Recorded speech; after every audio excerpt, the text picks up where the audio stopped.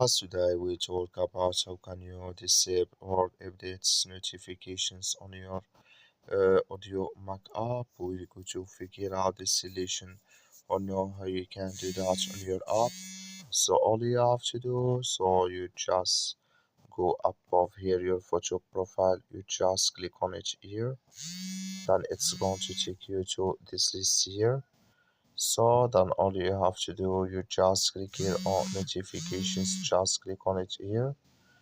So then come to next step here, then all you have to do, just come here to word updates, clicking this sign here or this color. Like you see color, it's gone, that's mean word updates notifications here.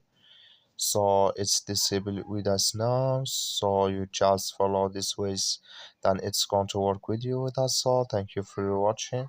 Don't forget to support us by liking, subscribe.